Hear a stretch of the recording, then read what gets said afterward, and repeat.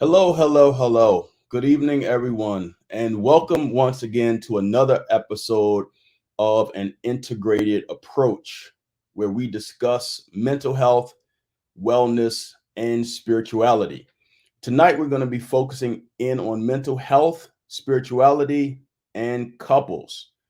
And while we understand that there are many people who will be tuning in from various religious and spiritual backgrounds, and that is perfectly okay and perfectly fine, we're going to respect everyone's own individual traditions, background, and views as we discuss this subject tonight. For those that don't know, I am Dion Brown, licensed therapist here in the DMV, founder of DJB Therapeutic Solutions, as well as an ordained associate pastor at a local church here in the city of Baltimore. I do a lot of individual work as well as group talks concerning the integration of mental health and spirituality for organizations, churches, groups, men, as well as have a regular podcast called the Lost and Found podcast on Spotify. I want to give a little disclaimer as we go forward, a little public disclaimer that this show represents the opinions of the host and his guests. The content should not necessarily be taken as medical advice, but for informational purposes primarily. Please consult with your various healthcare professionals concerning any detailed questions that you may have. I want to iterate and reiterate that we are not providing therapy through this network. We are having a dialogue and discussion concerning mental health, spirituality as it pertains to couples. And tonight we are so, as many of you are starting to come on and connect and here on Facebook or YouTube, please share and like and let other people know that we're broadcasting live. I'm glad tonight for our guest in the person of my friend and brother, Tariq Omari Walton. I'm just going to share a few things concerning him, and then we're going to jump right into tonight's discussion. Tariq Omari Walton is a licensed graduate marriage and family therapist, lecturer, author, and radio television personality. He is like marriage and family therapy, which is based in Largo, Maryland. He's a graduate of the Couples and Family Therapy program at the University of Maryland College Park. Tariq primarily works with couples and individual adults, specializing in mindfulness, communication, intimacy, resiliency, emotional awareness, and problem solving. Tariq has more than 30 years of radio and television experience and currently co hosts the podcast King of the Hearts with fellow LMFT and friend Dr. John Hart. A prolific writer, Tariq has four books in print, the novels Broken and its sequel, Mr. Bachelor, as well as Crystal's Tears, and the relationship guide, It's Just a Damn Date. Why We Expect Too Much Too Soon. He is also a contributing writer for marriage.com.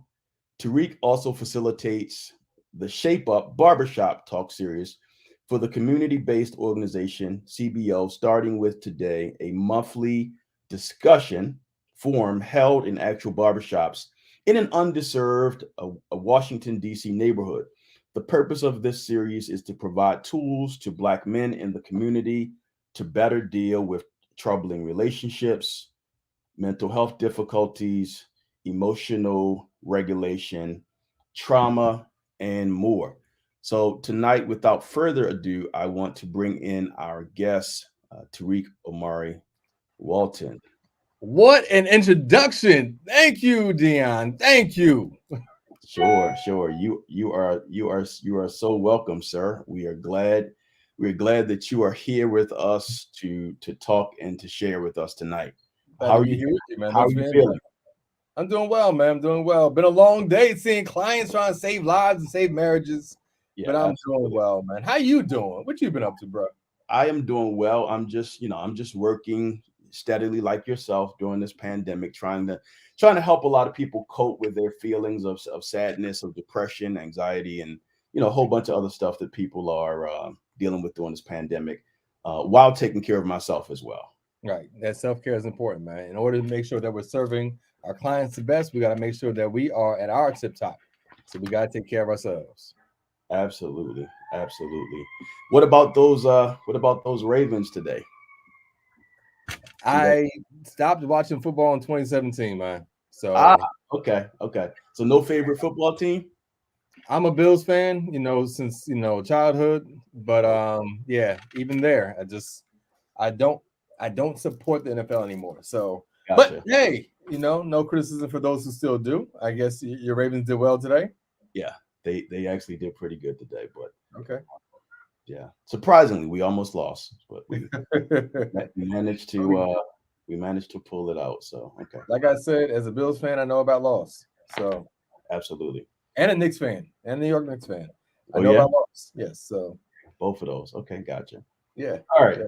all And right, sorry sir. to disappoint you. Huh? So sorry to disappoint you, but yes. No, I'm fine. I'm fine. I learned something new today. It's fine. I just learned something new. That's all. All right. All right. So let's, I wanted to this particular broadcast, like I said, we focus a lot on mental health and spirituality once a month, and deal with different topics and bring in different guests to discuss different topics. And I really wanted to spend some time focusing and looking at things pertaining to couples tonight. So let's just jump in here, and we're going to kind of start about talking about some things with mental health, and then we'll get more specifically to couples. So, you know, I often am asked or get the question from people, um, just in general. We talk about mental health in general. How important is our mental health? Is it, is it really as important as our physical health? What are your thoughts about It's that? essential. Your mental health is essential. When you look at wellness, the big picture of wellness, you cannot be well without good mental health. Your physical health, great. You can work out every day. You can eat well. You can, be in a good place physically, but if Hmm. that mental health is lacking, if you're suffering from some kind of trauma or uh, mental health lapses, your wellness is going to suffer, your quality of life is going to suffer. And so mental health is essential to having a good overall sense of well-being in your life. Yeah, Absolutely. yeah. Absolutely. And that's one of the things that I often say to people is that there is no health at all without mental health. Mhm. So Yeah. That all of mental that. health, that emotional health, those are all important aspects of who we are. Because without them, if you look at what life is really about in terms of the way that we're connected to other people, if your mental health, if your emotional health is suffering, it's going to make it really hard to maintain healthy relationships. And that's really the key to long life and longevity. How those the way that you're able to build and create and connect with other people. But you can't do that if your mental health isn't well. Absolutely. And we see this playing out sometimes, I think, when couples come into counseling or therapy. Now you do more work than I probably ever will with couples, but yeah, but that's Oh fine. man, you're missing out, bro. Come on to this side. You're missing out. It's definitely a whole nother beast dealing with couples. But as far as couples and mental health, when couples actually come into the office, again, more so for you, and I have some thoughts about this too. Um, what are some common barriers you often see to people actually saying, okay, we're here, we have these issues, these challenges, these struggles, let's deal with them. Let's really focus in on them. Mhm. I would say one of the common barriers is investment. Ah, Being both people being fully invested in the process. hmm. When you have someone who has one foot in and one foot out, it's Gotcha. really hard to make progress therapeutically. So one of the things that I've learned to do is, are you aware of discernment counseling? You said the sermon counseling? Discernment, like discerning, be a Yes. discerning person, but discernment counseling. Okay. Yeah, have you heard of that before? The phrase together, no.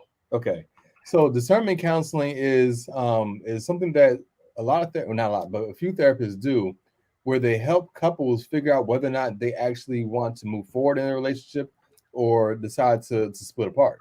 Oh, And okay. so if you come to me and say, you don't seem to be on the same page about what it is that you want to do in terms of progressing in your relationship, I'll send you to a discernment counselor to figure out whether or not you guys are actually on the same page, or how to get you on the same page about, okay, we want to move forward and we want to work on our relationship, or we need help on how to divide and do it in a way that's both healthy and mutually beneficial.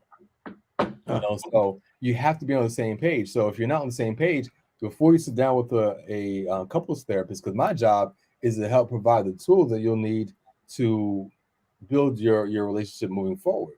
If you're not even on the same page about being about moving forward together, then you want to make sure you sit down with a discernment counselor, figure that part out, then come see me. So that's probably the first major barrier of people's work with a couples therapist. Are you guys on the same page about how you want to proceed into the future? Do you have the same relationship goals? And if you don't, let's get on the same page. Wow, that's interesting. That's significant. And I think sometimes people reach out to a therapist because they're trying to figure that out.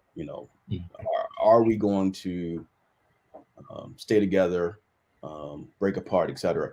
If people are unsure when they come to your office, do you send them out to someone else to? That's why I send them to the discernment counselor first. Get on the same page about that. When you come see me, you want to be on the same page about what it is that you want to do. Because one of the first, I give a lot of homework. As a therapist, I give a whole lot of homework. And one of my first homework assignments is, what are your relationship goals? Because we want to discover whether or not you guys are on the same page about what you want to do. If we find out that your relationship goals are very, very different, then you might want to sit down, like I said, sit down with the discernment counselor first to figure out what it is that you guys are trying to do in the future. What is it that you want your relationship to look like? Do you want to figure out how to strengthen your relationship, or do you need some tools and help figuring out how to move separately? Okay, gotcha. Yeah. One of the things concerning mental health in couples that's important is that if one person is coming into let's say, so one partner is coming to deal with their material. Often the paradigm we see is that maybe each person may have their own individual therapist in an ideal setting, and then maybe a marriage and family or couples therapist that they see together. And we know that that's what happens in a perfect world. Doesn't always happen that way, and it can be difficult concerning couples mental health if one person wants to work through their individual issues and the other person doesn't. I'm sure that would make work with someone like yourself more difficult. Oh yeah, without a doubt. And I will, refer people out to individual therapists if a lot of their more personal problems are coming into the couple sessions. Yeah. I will encourage them to go see a individual. Oftentimes, what you'll find is that because of the comfort level that they have with me, they would prefer to see me individually. So I make time to do individual work as well as do couples work with some of my clients. Yeah. But you see it all the time where one client begins to dominate the sessions because they're recognizing in ways they hadn't before a lot of the issues that they have and how it's actually filtering into the relationships. Oftentimes people, you'll be quick to blame the other person for what's going on. And then you sit down and it's like, oh, you know what? I hadn't really considered how my behavior was impacting the other person. So now how do we get to the roots of my own behavior? And at that point, it's like, okay, so you do need a little bit more individual work that we don't want to dominate the couple's work.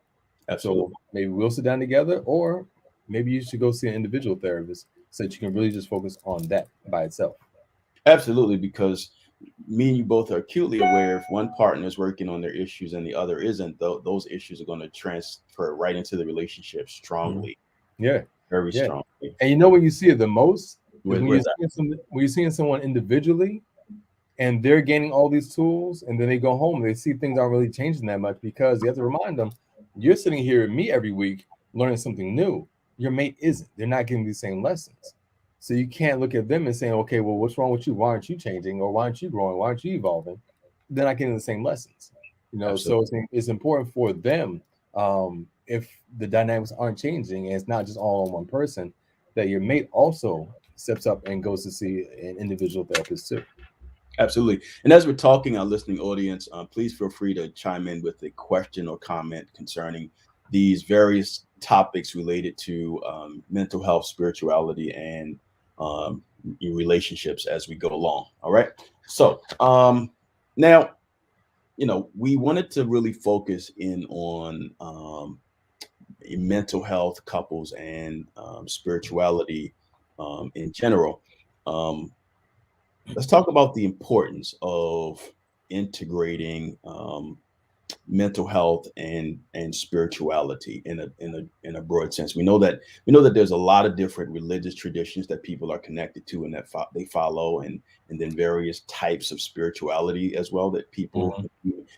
we have a very strong distinction in today's culture between, which I understand, between religion and spirituality. Mhm. So um how important is it, or not, that an individual's spirituality, let's just say that, be integrated with their mental health? And then I'll share some of my thoughts as well. Okay. Do you want to talk about from a couple standpoint or just from an individual and how it's important for an individual's mental health? Let's talk about it from a let's do both. Let's do both. Let's do both. Sure. So I'll take it here. So when I talk about spirituality, I talk about it from the standpoint of intimacy. Okay. There's four main areas of intimacy that I typically cover: spiritual intimacy, intellectual intimacy, emotional intimacy, and physical intimacy. Now, I won't get into all the others, but when I break down spiritual intimacy, I take it out of the more religious realm Mhm. and bring it back to more of a how do you see the world? What is your worldview? What are your values? What is your um, what are your beliefs around the mystical and things that are unseen? Uh, So it's not just focusing on any specific religion, okay. the larger concept of what religion and spirituality is. What when you think about religion, you often should be thinking about how your religious practices are how you actually take your religion and put it into practice, Okay. Absolutely. right? And so that's not just about beliefs, but also how you practice. And Hmm. so I focus more so on your practices, your actual practices, and what influences your practices. Where are where's your moral foundation coming from? How do you begin to develop your values, views on the mystical and the unknown? Um, and so when you think about that aspect of it, the reason why it's so important to talk about that or to understand that about yourself is because you want to make sure, on a couple's note, that you share very similar understandings. So you may have different religious practices, Got but you. do you, however your religion informs you, your spirituality informs you, do you have similar worldviews? Do you have similar values? The practices that you actually engage in with your religion, how much do they parallel the practices of someone who doesn't share the same religion? So it's not just about sharing that same religion, but it's really about how do you practice your beliefs or what you see and think that's important, um, beyond just the physical and the emotional. So Absolutely. And the one thing we do know that you shared an individual person's spirituality, and that becomes, well, for a lot of people, their individual spirituality may be a part of their foundation for how they do see the world. mhm, The lenses from which they see and operate, and how that what they see shapes their thinking and focus. right. That is definitely very important. Mhm. Very important. Yeah. Yes, this Because is this is if vital. that Go ahead. runs if that runs into conflict with your mates, that's your foundation. That's really your foundation of everything else. Again, when I talk about the four areas of intimacy, I always say how spiritual and intellectual intimacy really feed into your emotional intimacy, and it's your emotional intimacy that really feeds into your physical intimacy. Absolutely. So it's a foundational issue. So if your mate has a much different worldview than you do, Mm, imagine how that filters in to how you operate, how you think, the the things that you do, same thing with your values. So if those are in conflict, then you can guarantee that there are going to be a lot of other areas of conflict within your relationship. So you want to make sure those, even if, again, if you don't share the same religious or spiritual foundation, that those things are aligned. Those things, we think about being equally yoked. Those things are aligned and Absolutely. balanced. Absolutely. So probably if people are considering getting married, their spiritual practices and worldview, at least, and values are things that probably should come up in premarital counseling if they're going through premarital counseling. Those Yes, things vitally essential. indeed. Yeah, Yeah.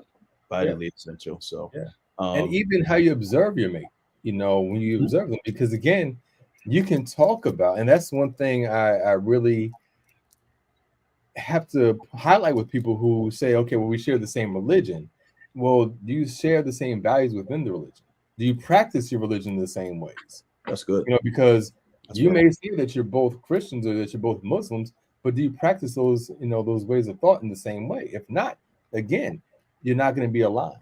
You're that's going to good. have a lot of conflict around that. So make sure it's not just about someone saying that they're doing something, but actually watching them in practice. You can tell what someone's values are by seeing how they interact with the rest of the world, how they interact with you, Right. and the conversations you have. You have to be observant about that. Yeah, you want to bring that up during your premarital sessions, but it's also about how you observing the way that people behave out in the real world.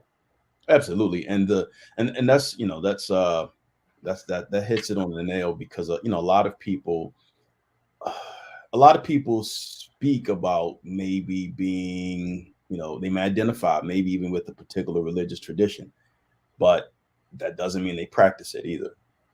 Or practice it well, or practice it the same way that you do. Correct. All of what you said, or practice it well, or the same way. You're right, or the same way. So that's vitally important, concerning values. That was just a absolute wonderful point that you made. A few people are chiming in with comments. At least feel free to add any questions you all have as we go forward too, or discussion points.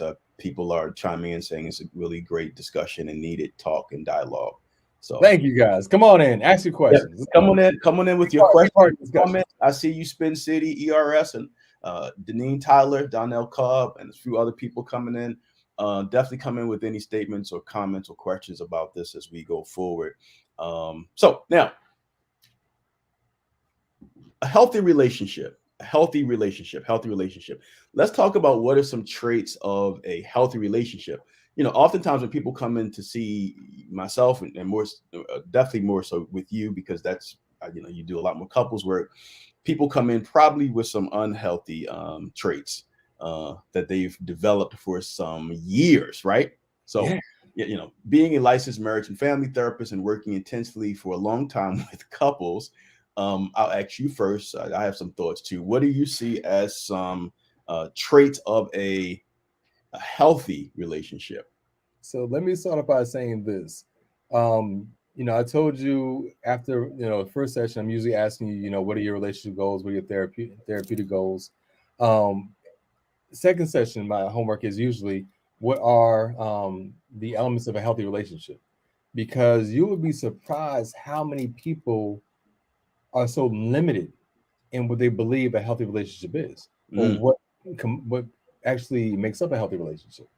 And usually what they're talking about are the things that they're not seeing in their relationship. A healthy relationship is communication, is trust, and then they stop there. Well, the only reason why you're focusing on those areas is because those are the areas where you're weakest. So it's better to have a more well-rounded view of what a healthy relationship is. And so to answer your question more directly, you want to think about trust, of course, but also support. How are you actually supporting your mate in what they want to do, or in the responsibilities around the household or raising kids? So trust, support,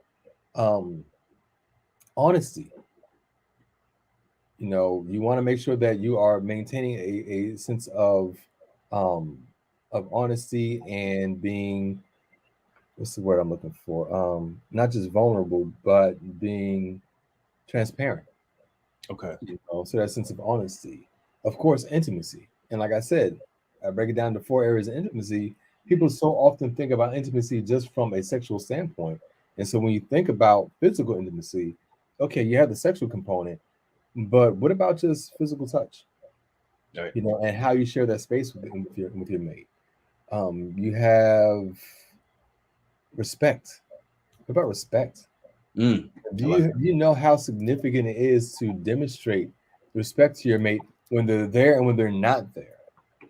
What about that sense of honor? Are you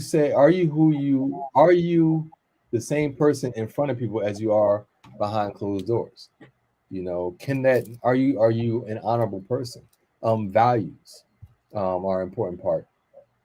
I mean, there's so many different components, but of course, communication is one that people often come into therapy to work on, because yeah, communication is a key component. Having good communication is a key to having a healthy relationship.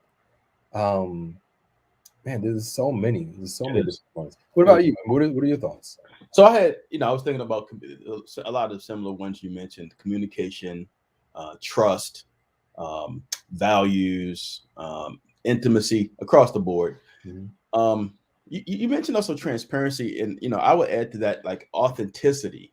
Yeah, yeah, Being authentic and genuine. yeah.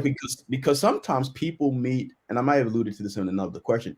When you're talking about couples, sometimes people meet an individual's representative Hmm. instead of meeting Hmm. them, Yeah, right?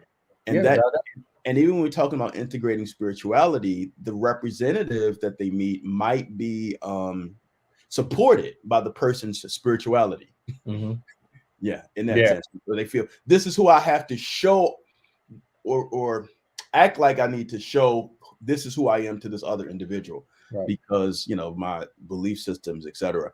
We And got to they may be trying to convince themselves as well. They may be trying absolutely, to convince themselves that this is who I am or who I want to be, and so they're going to show you that, hoping that it's going to stick. But oftentimes it doesn't because it's not truly a part of who you become. absolutely. It's a shell. It's a shell. But I thought about a couple other ones that I had to bring up so many times. Fairness, Ah, fairness and that sense of balance within your relationship. And to kind of go along with the fairness, how are you actually negotiating and compromising? The issues that you're having, um, responsibility. mm, You oh my, know, or do you guys share, especially when it comes to um, household tasks? Are you sharing in the responsibilities around the house? How responsible are you being? How accountable are you being to one another and even yourself? So those are all. I mean, this, like I said, there's so many areas that you need to consider that you often don't think about until it's lacking in your relationship. absolutely. Um, see, Tamara Huntley says, "Bingo, respect is so key in all situations." Mm-hmm. And Deneen Tyler said she's found that self-love/care is a top requirement for a solid conscious relationship, Mm-hmm. because without this you cannot build a loving relationship with one another no matter how hard you try. Mm-hmm. So I Yeah. have to so I have to so I, yeah, I do have to so I do have to feel a certain way about myself, have a degree of self-love concerning And myself. confidence. Absolutely. Yeah, you have to be confident. Again, that goes into the trust factor because oftentimes when you aren't confident, when you are very self-conscious, it makes it really hard for you to trust other people. It's they kind of go hand in hand, and so it may not even be that your mate isn't trustworthy, but because of how you feel about yourself or don't feel about yourself, it makes it hard for you to trust other people um, in a way that will like shore up and support the relationship, a healthy relationship. All right. Looks like let me see. Jalen Patrick said it's impossible for those to give honor if you do not know what honor looks like. Hmm. Mhm. Interesting. Yeah, yeah, Very interesting. yeah. We don't live in an honorable society. You know what I'm saying? American culture is not by nature an honorable culture. It Facts. is very much focused on individuality and taking what you want. It's at the heart of who we are in terms of being capitalists. But when you think about honor, when you think about how you demonstrate honor, It's again being responsible. How are you being responsible to others? And that's the component that we often forget because we're so focused on ourselves and getting what we want. That sense of selfishness. You can't be selfish and honorable at the same time. And you're right. We are definitely a very self-focused, self-centered culture in society here, unfortunately, and that doesn't work too well with healthy relationships over time. Right. Right. Probably, And that means, and just saying that, recognize that you have a choice in that. yeah. Just because what you see around you, Mm. isn't what you believe it should be, that doesn't mean that you have to, conform to that. You can still be, even if other people aren't honorable, if even if people in your circle aren't honorable, you can still choose to be. That's a personal choice. Absolutely. Yep. Jalen responded again. You can't be selfish and be in a relationship. Not Well, a healthy one. You it's not definitely it's not going to function too well. yeah, You can be in one, but it's not going to function too well. exactly. It won't be healthy. Definitely not going to function too well. Mhm. Definitely not. Oh, interesting. Deneen Tyler said, "I think being selfish is actually self-love." Hmm. And see, it's funny. I was just having a conversation about I know where you're going. Go ahead. it's not so much about being selfish, but it's recognizing that you need your own space and making sure that you're establishing healthy boundaries. Another important factor in relationships, boundaries, Yes, having sir. healthy boundaries. And so it's not about being selfish, but it's making sure that people don't always have full access to you. And so that's the healthy boundary that you need to maintain. And I'll piggyback on that and say, often we tell people and have to tell people. I do a lot of work in the arena of self-care, and so a lot of times, um, Mhm. I tell people, you have to. It's important that you take out some time, energy, effort for yourself, and that your own self-care is not selfish. So there's a Right. difference. There's a difference there between actually being selfish and self-care. But like you said, part of self-care is setting appropriate limits and boundaries Right. as well. Healthy boundaries with whoever's in your life. Mhm. And it could be anybody, friend or family. Setting healthy boundaries is vitally important as well, Yeah. for Yep. sure. Now, and yes, Deneen Tyler said it is a thin line. This is true. There is a thin line, absolutely. Now let's talk about let's go to love languages here. Let's talk about love languages. So we have this you know popular model. I know that there's others, but we Mhm. have this popular model that many people in our society know about now, and people have um, taken steps to take various tests Mhm. concerning their love languages, to see what their primary love language is. We have words of affirmation, we have quality time, we have physical touch, acts of service, and receiving gifts. Yes. So Yep. according to the model, this is how a lot of people feel loved through these ways. Now, um, my question number one, probably for you, um, how much or not do you work in your work with people with incorporating? And I'm going off of your nonverbal here. How much or not do you work with the couples that you work with? Mhm. Do you work in incorporating the love languages? Definitely. Definitely. Okay. I think it's a good foundation to begin with when you have people who are constantly missing each other. Hmm. When they talk about how much they do for the other person, but not recognizing that the reason why their mate isn't responding well to them is because the things that you're doing fit what you're comfortable with and what your love language is, not theirs. And so it's really about helping people understand that I talk about demonstrating care all the time. Hmm. Once we get into heavy into practice and sessions, I always start off with, okay, so how did you demonstrate care this week? And when I talk about demonstrating care, it's about being intentional, putting effort forward, being intentional, and being consistent in your behavior towards your mate. But oftentimes the effort and being intentional is reflective of your mate's love language. So not just doing the things that you would normally do because this is what you're comfortable with, but kind of stepping outside of that and doing the things that you know make your mate feel cared for and loved. And oftentimes that aligns with their love language. So, say if I have a couple where one person is like one of their primary love languages is physical touch, and for the other person is acts of service.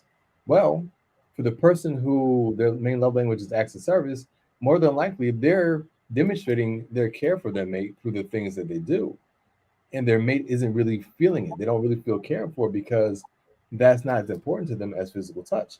Well, you can sit up here and, you know, take me here, take me there, but if you don't give me a hug when I ask for it, then I'm not really feeling it. Facts. And so it's a matter of catering your sense of care towards their particular love language. And I think that's very important. Just foundation of this is very important in understanding that and knowing that if you're working towards that particular love language, then your mate more than likely is going to feel more cared for than they do when you're only doing what you're comfortable doing. Yeah. I was thinking about the whole love language issue a while ago. I'm honestly not sure what my love language is. Take the test, man. Take the test. I'll send you one right now. Go take the test. I know.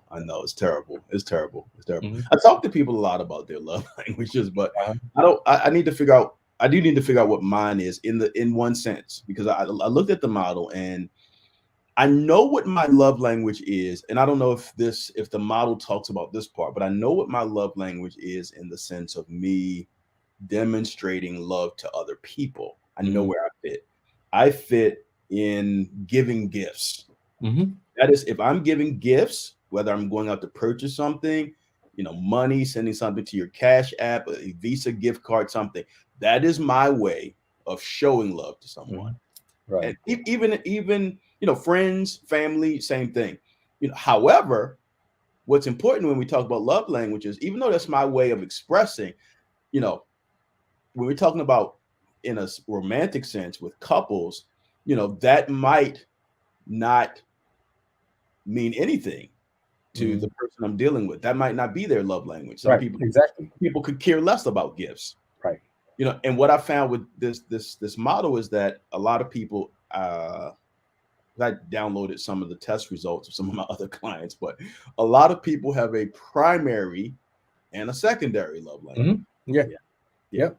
So And those are the two that you typically try and focus on because you want to make sure that when you understand your mate's love language, the primary and the secondary, it gives you more of a variety of things that you can do to make sure that you're reaching them. my Nee Tyler, who's my wonderful cousin, I'll take the test. That's fine. Okay. Yeah, it's like 31 questions. It's very simple, just take it, sit down and figure it out. Yeah. But more than likely, you'll probably discover that, it does align with how you demonstrate your own sense of love and care. Tamara Huntley said, so important learning to know your mate's love language. So many couples struggle because they haven't taken time to learn each other in this sense. Yeah. And it's about being observant too. You don't necessarily have to take, if you have an understanding what love languages are, you don't necessarily have to, your mate doesn't necessarily have to take it. You should be observant just good. by seeing how they introduce love to you and things that they do will tell you exactly what their love languages are. The reason why you typically have to take the test is because you're not being observant. Wow. And seeing for yourself what your mate is doing. You just stepped on a whole lot of toes with that. You just stepped on. But tell me I'm lying. Tell me I'm lying. A lot of us we get so caught up in just doing things how we're comfortable doing them. I do a lot of work around emotional intelligence, emotional literacy, just emotional awareness overall. Yeah. And you'll find that a lot of people, particularly in couples, are so focused on themselves that they're not often aware of the emotions of their mate. And so you're not taking the time to really discover what it is that your mate needs because you're just focused on doing things the way that you're comfortable doing them. Yep. And so if you don't know the love language, you can learn it just by observing them. So that might be another issue with a healthy relationship. Requires observation. Oh, You know, constant, person and be with me. awareness. I mean, and again, that sense of emotional intelligence. The way I define emotional intelligence versus emotional literacy, emotional intelligence is really the awareness. First being aware of your own emotions in any given situation, and then being aware of the emotions of others. It's just simply how aware are you of how your emotions are being manifested in a particular situation. And it drives me crazy Mm. when I have clients that say, well, I don't get emotional, I don't really have emotion, I don't really feel anything. There is not a single moment of your woken day that you're not experiencing emotion. As long as your five senses are engaged in anything, you're experiencing some kind of emotion, some kind of sensation. Yeah. What you're seeing, what you're tasting, what you're feeling, what you're smelling, what you're hearing. Those are all the ways that your body connects with your outside world. And every part of those stimulations are hitting on an emotion that you're experiencing. Now, whether or not you express what you're feeling is different than not feeling it at all. So that's the emotional intelligence, being aware of how your body is interacting with the world around you and how it's impacting you. So you're always feeling something. It's just a matter of tuning into what you're feeling. The emotional literacy part is finding the right words to describe what you're feeling, Absolutely. finding the appropriate terms. But that's all about that self-awareness and that emotional awareness. It is. And some couples do, come into counseling and they do well and they make it and they survive, they grow, they thrive.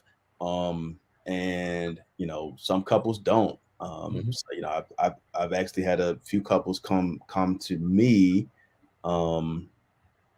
Maybe one or two I sent to you because you're more efficient with couples And than I, I and I thank you. And I thank you, Deon. I when I thank you.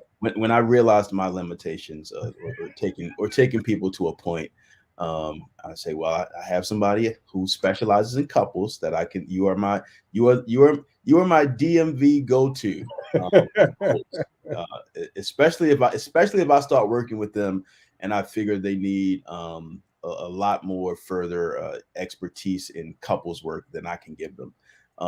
You're you. definitely my go-to in the DMV, for sure. What Thank you. what with that being said, you're welcome. With that being said, um, what sometimes couples fail. Couples fail.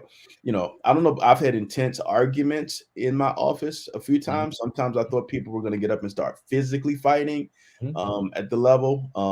What do you see as the top reasons that couples fail? And our listening audience, people are really on now and chiming in. Our listening audience, you can comment or ask questions too. But in your opinion, if people if people are coming into counseling or therapy and they still don't make it and they fail, what do you see as the top reasons? Let me ask you a question first. How Sure. do you, how do you define failure? It's a good question. Well, No, okay, that's why I asked it. that is that is a very good question. Well, let's I'm glad that you mentioned the idea of which was new to me. What you labeled it a discernment Discernment. counselor. Discernment counseling. Yeah. Okay, Discernment counseling. Yep. counseling, right? And so that person is there to determine if I have a few. I'm about to say that person is there. That person is there to see if the couple wants to and or has the capability to continue, right? Well, Before more so whether or not they want to. The capability is on them, but more so whether or not they they're on the want to. same page about moving forward or breaking up. Yep. And what happens? Because I have a situation right now where and we're going to get into infidelity in a minute, but there was an infidelity. The man wants to continue, and the wife is unsure. Mm-hmm. So in that sense, their goals are not together. They're not uniformed Mm-hmm. together. So, but I would say probably failure would be if both parties are invested in the relationship and they want to stay together and continue in the relationship, but it's not working. Okay. Okay. Because I can say divorce to me isn't failure. Okay. Because you may not be meant to be together. You may be pushing so hard to keep something Good. that is totally toxic and unhealthy. Oh, that's So it's a good. matter of recognizing whether or not this is something that's even meant to be. Yeah. Yeah. And I tell couples, My job isn't to keep you together. My job isn't to save your marriage. Mm, My job is, if you want to save your marriage, to help you, to give you the tools to do that and to create a healthier relationship. But yeah. I'm not here to save it. If you're not meant to be together, you're not meant to be together. And I can't do anything about that. So I've had clients who've come to me saying that, okay, we want to work this out, but then realize, hey, they need to get divorced. Why? Someone may not be invested. You can see it. You see it early on. You can see those people who aren't really invested in the relationship. Those people who are constantly putting things back on their mate. And Yeah. when you look at them and say, well, what are you doing? They always have some kind of excuse, and they're not really trying. And so you can see, okay, you're really not invested here. This is not going to really last.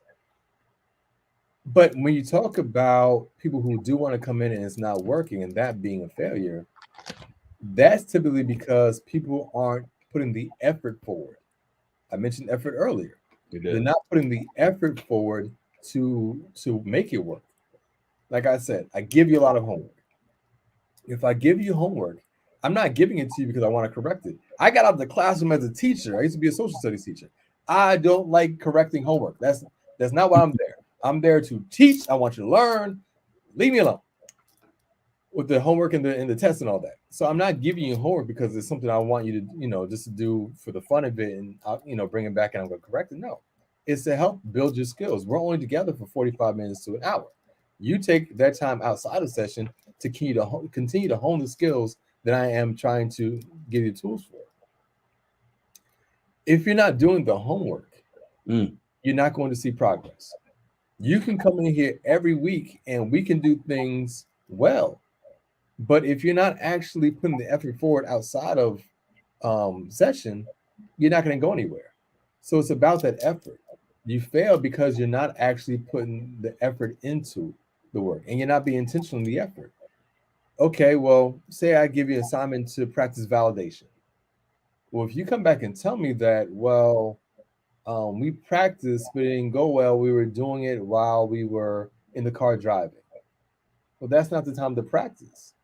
You have to be intentional. If you want to get better at anything, it takes practice. It takes intentional practice. So you need to sit down mm, together with the worksheet that I gave you absolutely.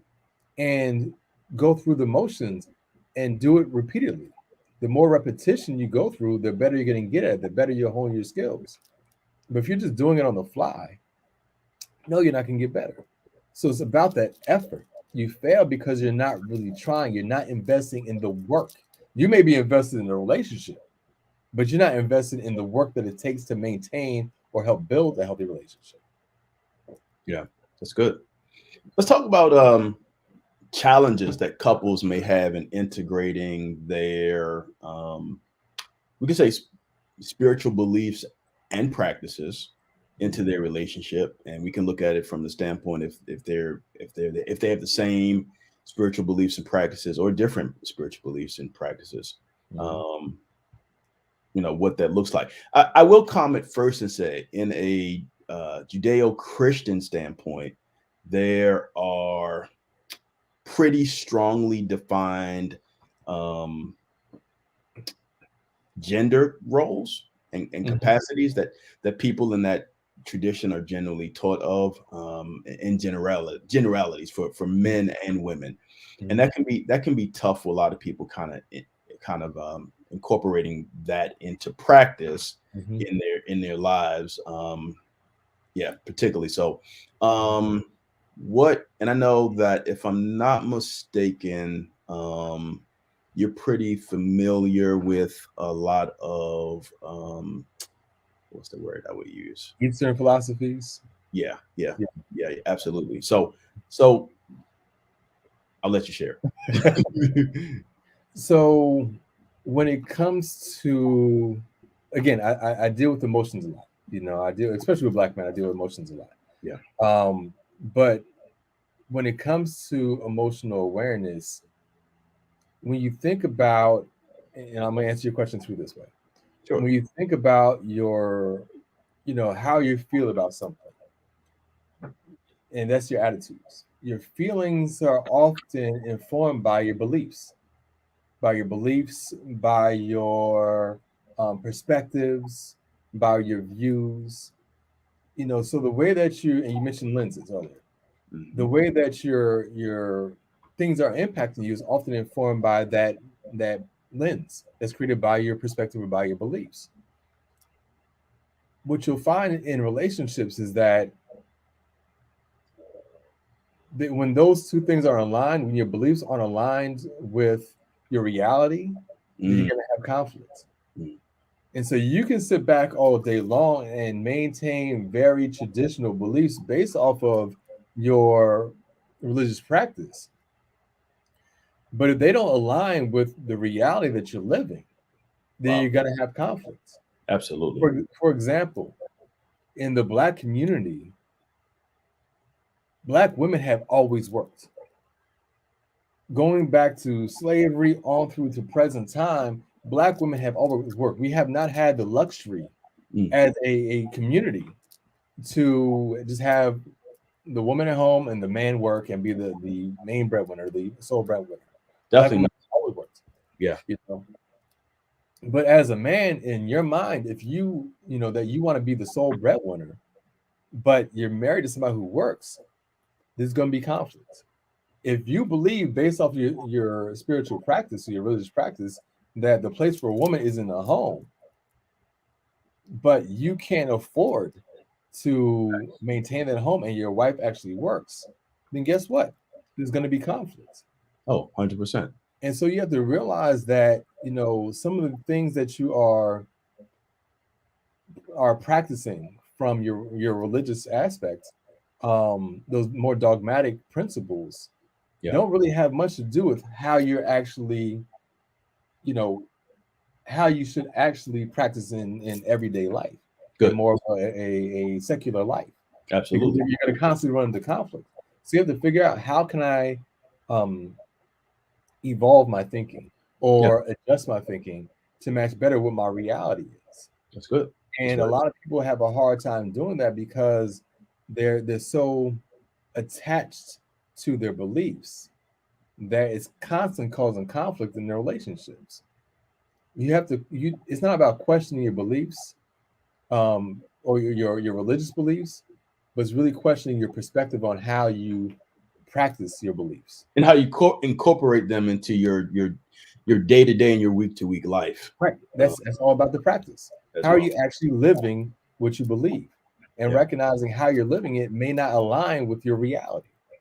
Well, and so when I do initial evaluation, in school, we were kind of taught the biopsychosocial model, but I have a really strong spiritual component too in my initial assessment, because I realized that's a part of the individual, their foundation, like we said earlier, how people see the world, their worldview. So that's critical as well. While we're on that subject, kind of semi-related, I've had a number of people over the years, varying ages. One was a teenager. Historically, in the Black community, we've come a long way concerning mental health, how we see it, etc. There's still some stigma and things that we need to do. Even in our spiritual religious communities, we've come a long way. A lot of again, in the Judeo-Christian perspective, a lot of churches and pastors are more educated now about mental health and wellness. They have relationships with practitioners in the community, or people who are in the congregations who are licensed therapists, psychologists, et cetera, et cetera, et cetera. But sometimes people come in and maybe from either Western world or another part of the world. Their spirituality framework frowned heavily on mental health and wellness, as far as seeing a therapist, a psychologist, and certainly a psychiatrist for medication management. So, and I'm sure you've dealt with this part too, helping, whether it's an individual or couple, respect their spiritual religious beliefs or practices, while also teaching them how to take care of their mental health and wellness as well. Right. And that can be a fine line, sometimes walking with Mhm. people, and that Right. does sometimes require for us as clinicians understanding. Okay, how did you grow up? What were you taught? Um, what were your parents' religious or spiritual beliefs and backgrounds? What was ingrained with it. So us, learning all that stuff is vital as well. Mhm. Right. Yeah. And is helping the person understand that the mental health does not have to run into conflict with the spiritual religious. They don't have to run into conflict with each other. Absolutely. Again, it depends on how you are um, practicing your religion what. And this is why I say that even though you guys may be practicing the same religion, you may be practicing very differently because there are going to be certain. The Bible's thick, okay? There are a lot of stories and a lot of conflicting stories in there, and so people may be taking things from different parts of the Bible that don't fit into the more practical aspects of how you're living. Yep. So it's a matter of kind of looking back at that and saying, okay, well, that does not fit again my reality, Right. and how do I get this to align more with what I need. I Facts know there's a passage in there about you know what is it, faith without works. is dead. Faith without works is dead. Yeah. And so even though you may have the strongest faith possible, Facts. you can't just pray your way out of it. you know if you are being presented with help, that may be exactly what you were supposed to have. You can't deny that. And so if It's you're good. presented with the opportunity to sit down with a therapist, that doesn't mean that, you're not being taken care of by God. That could be the exact message that God is sending to you. That this is Definitely. the person for you to sit down and talk to. And so people have to be very careful. I remember Hmm. back in 2007, 2008, when I was on the block selling my books. Um, I remember this sister walked by me, and I got my spiel when people walking by. I'm like, check this out. You're gonna have a good time with this, blah blah blah.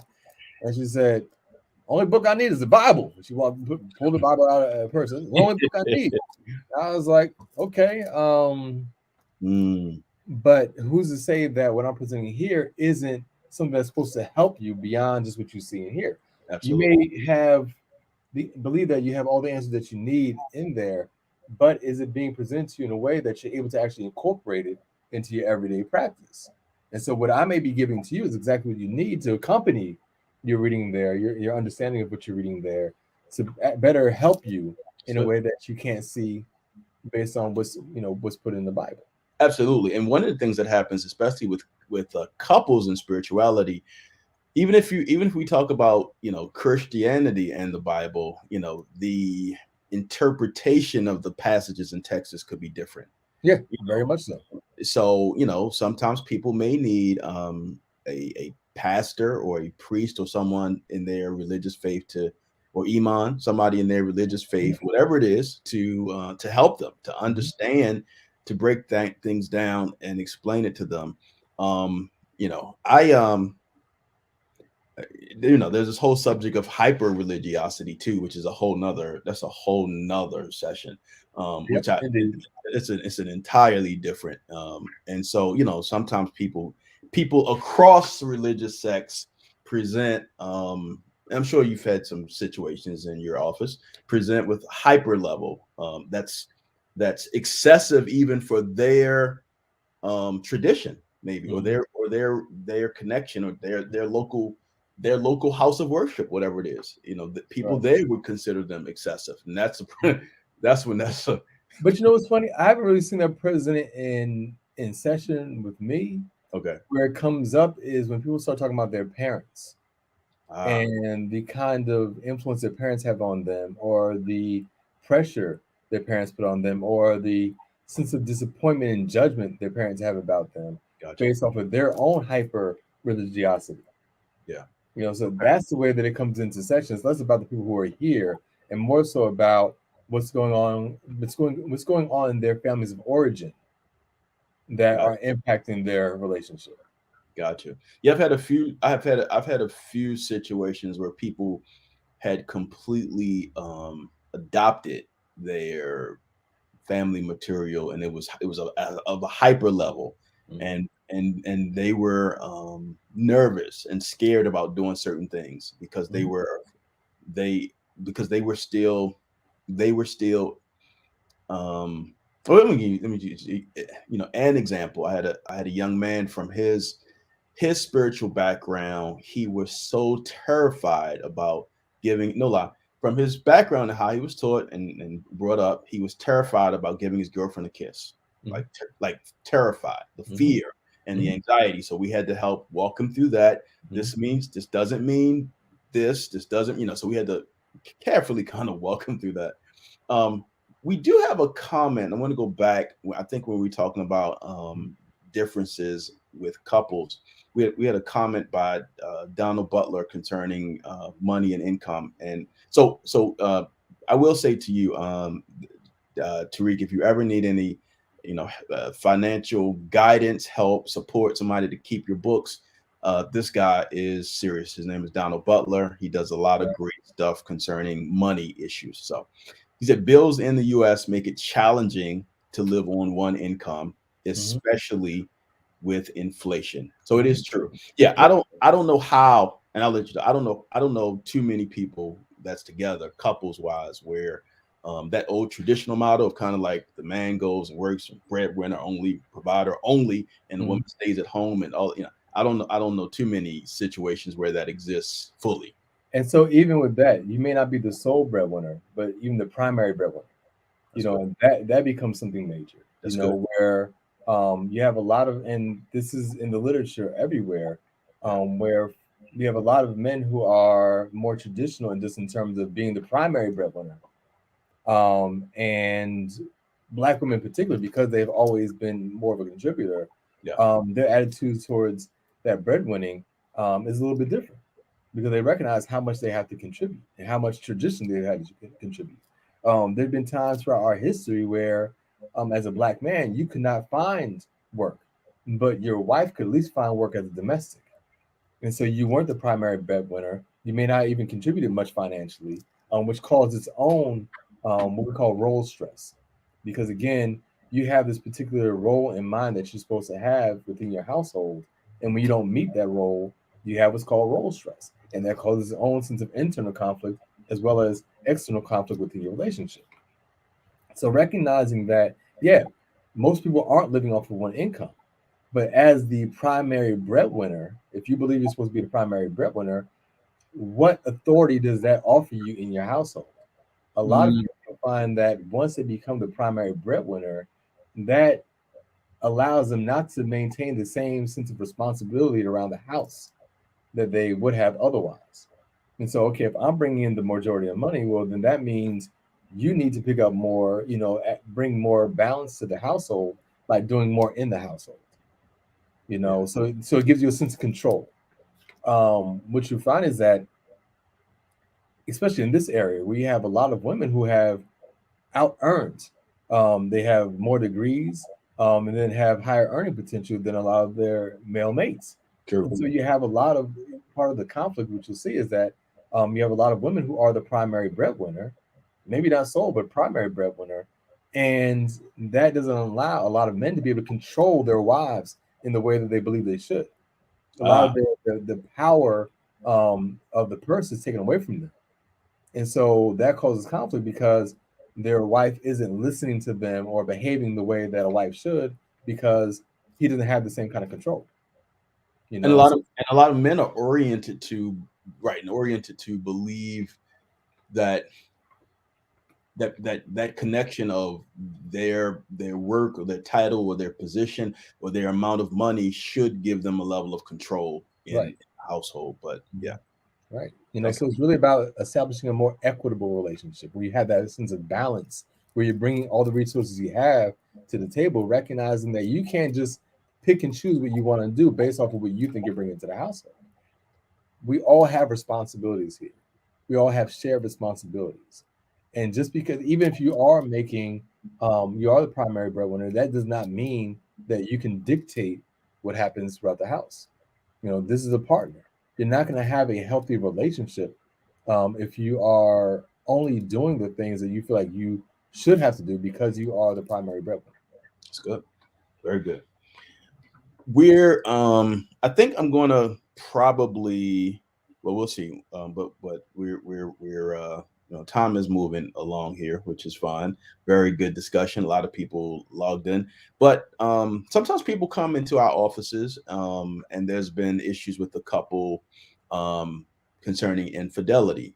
And certainly if that in not all, but in all, in all, a lot of religious and spiritual cultures, it's considered adultery if there's infidelity outside of your mate, etc.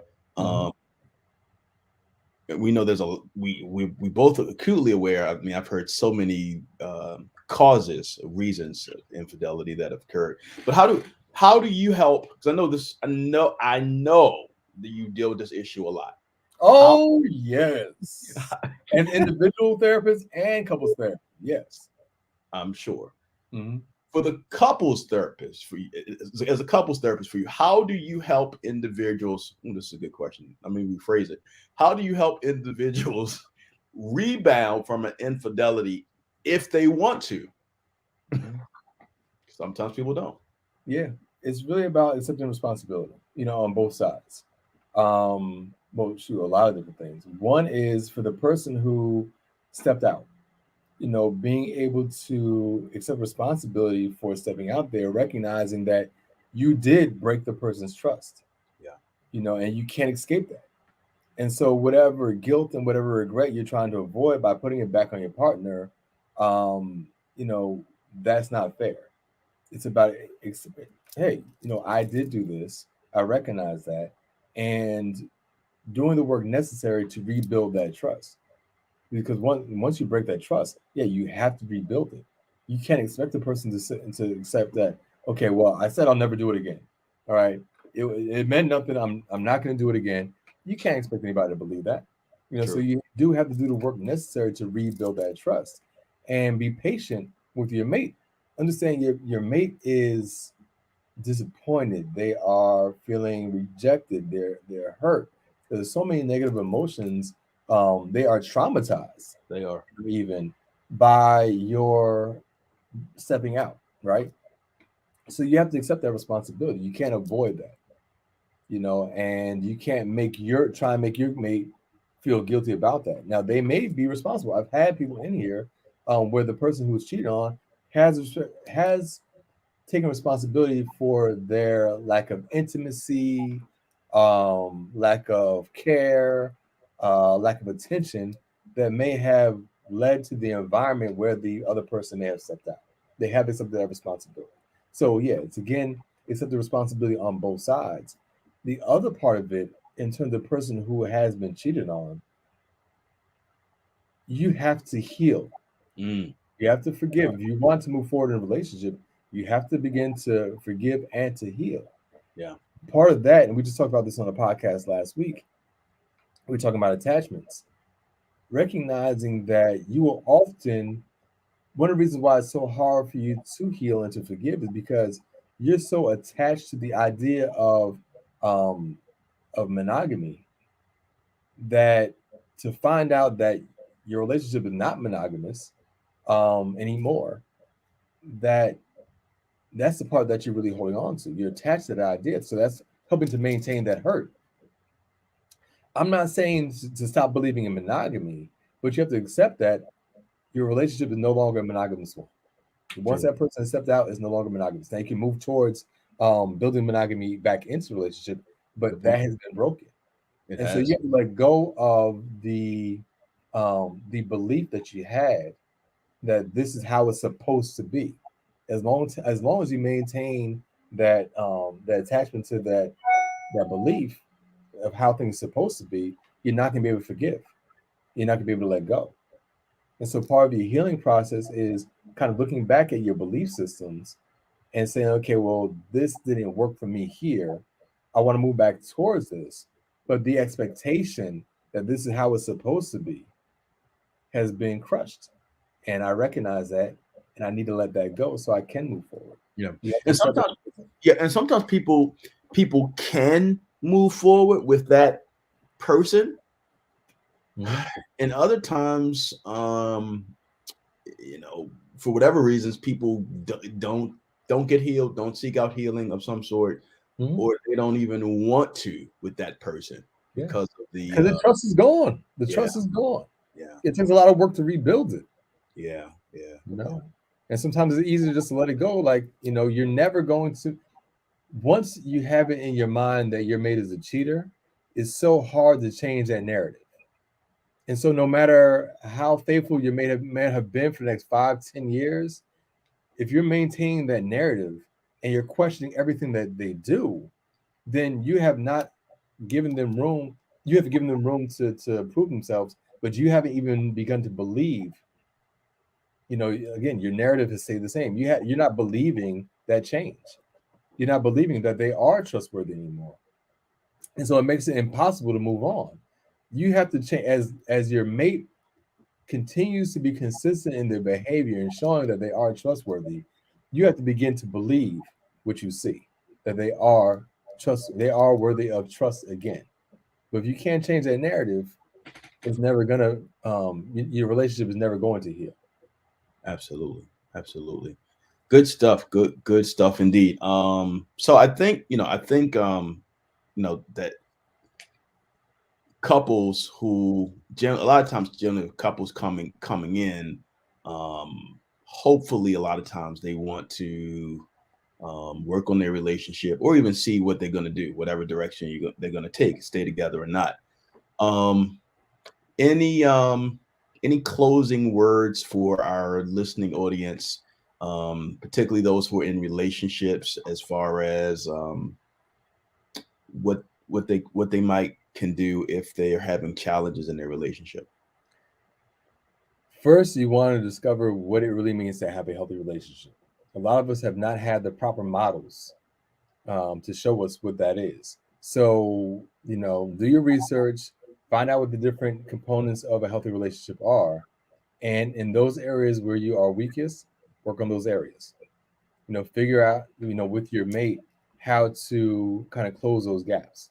So if it is issues around, um, say, support, then you have to talk about how can I be better supported. Don't go in there with the assumption that your mate should already know. You have to talk these things out. So figure out, find out what those different components, we talked about it already. So you rewind and find out what we talked about in terms of what those healthy relationship components are and dissect them for yourself. You know, do we have an issue around honesty in our relationship, or do people lie about the simplest things? Are we, acting responsibly? Do we share in responsibility with our household, with our finances, with our children? What does intimacy look like for us? What are our boundaries, whether with us or with our family members, our friends, our jobs, our careers? How do we demonstrate respect for one another? You know, what does fairness look like in our household? How do we um, communicate um, um, and negotiate Mhm. and what's the other word I'm looking for? Compromise. Compromise, yeah. Yeah, how do we do those things? You want to make sure that you're looking at all those different areas and where you're strongest in your relationship and continue to strengthen those, and where you're weakest and try to strengthen those. That's the kind of work that you want to do. Begin there.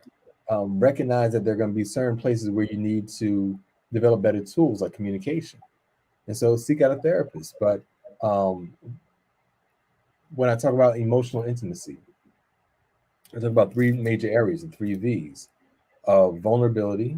So learning how to communicate your feelings with your mate, validation, when your mate is communicating their feelings, being able to fully understand and be empathetic with your mate, and then actually value your mate's emotions and how they're experiencing the world.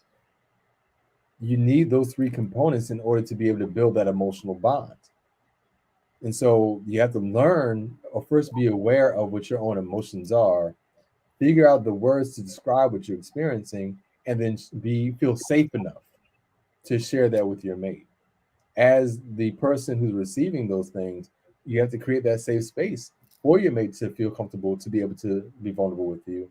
And then once they are, to be able to show a sense of compassion and empathy with them. So they know that they're being understood, that they're being cared for, and allowing you to, like I said, build that stronger bond. Thank you. Thank you. Thank you very much. Thank you I for close with those things. There's a lot more, but I close with those.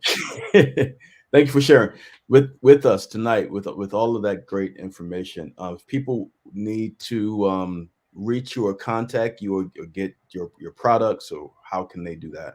All right. You can first find me on all social media apps at Tariq Omari or Tariq Omari Walton. You can go to my website, TariqOmariWalton.com. If you want to see some old television show episodes or some articles, you can go to viewsandvibes.com. If you want to find out about my podcast that I do with Dr. John Hart, you can go to kingsoftheheart.com. That's kingsoftheheart.com. Then the podcast is actually streaming on all streaming platforms: Spotify, Pandora, Google, Apple, iHeart. It's everywhere. So you can find the podcast again, Kings of the Heart. Um, yeah, that's basically it. Or you can just go to Psychology Today and put in, therapist, and you might find me there too.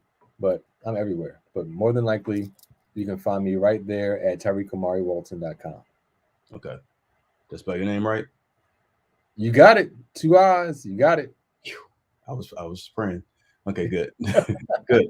This is his website, and I put the podcast as well. Yeah. Absolutely. And we want to thank everyone for tuning in, everyone who came on through Facebook as well as YouTube. This video will be able to be seen and shared on my personal Facebook page, Dion Brown, as well as it will be stored once we end on my YouTube channel, DMV Therapist. So please share, like, subscribe to my YouTube channel that's developing, as well as you can refer other people there who would like to get this valuable information. A lot of great information that was shared tonight. So we want to thank you all again for coming to our monthly episode of An Integrated Approach. We're going to get ready to end the broadcast in a moment, and I'm going to ask Tariq that you stay around for a moment. All right. Thanks for having me, by the way, man. I appreciate you having me on.